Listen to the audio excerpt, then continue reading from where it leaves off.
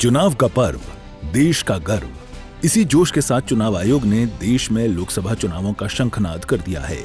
चुनाव की तारीखों के ऐलान ने राजनीतिक दलों की धुकधुकी बढ़ा दी है। बहरहाल तारीखों के ऐलान के साथ इस बार चुनावों में बहुत कुछ खास होने वाला है, जिसकी जानकारी मुख्य चुनाव आयुक्त राजीव कुमार की ओर से दी गई। चीफ इलेक्शन कमिश्नर ने बताया कि 16 जून को 17वीं लोकसभा का कार्यकाल खत्म हो रहा है। इस बार चुनावों में 55 लाख ईवीएम का इस्तेमाल होगा। इस बार 1,82,00,000 वोटर पहली बार मतदान करेंगे। इनमें 18 से 19 साल के 1,84,00,000 वोटर हैं। 20 से 29 साल के 19,74,00,000 मतदाता हैं। इस बार के चुनाव महापर्व में 82 लाख मतदाता 85 साल से ऊपर वाले हैं। खास बात यह है कि 85 वर्ष से ऊपर के वोटर घर से वोट दे सकते हैं। चुनावों में इस बार 85 लाख लड़कियां वोटर हैं। पुरुष मतदाता 49,72,00,000 हैं। महिला मतदाता 47,15,00,000 हैं। देश में कुल रजिस्टर्ड मतदाताओं की संख्या 97 करोड़ है।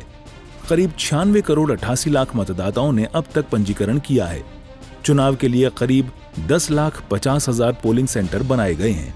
इसके साथ ही चुनाव सुचारू रूप से हो, इसके लिए 1.5 करोड़ चुनाव अधिकारी, सुरक्षा कर्मी तैनात किए जाएंगे। हर डिस्ट्रिक्ट में एक कंट्रोल रूम बनाया गया जो उसमें 5 किस्म के फीड्स होंगे।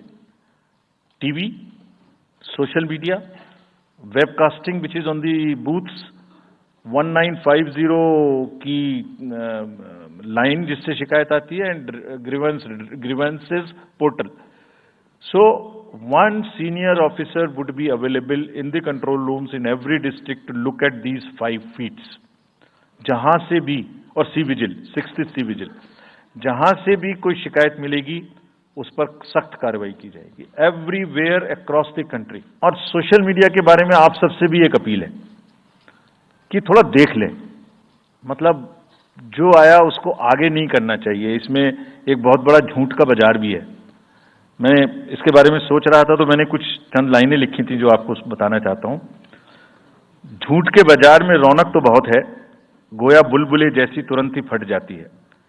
पकड़ भी लोगे तो क्या हासिल होगा सिवाय धोखे के।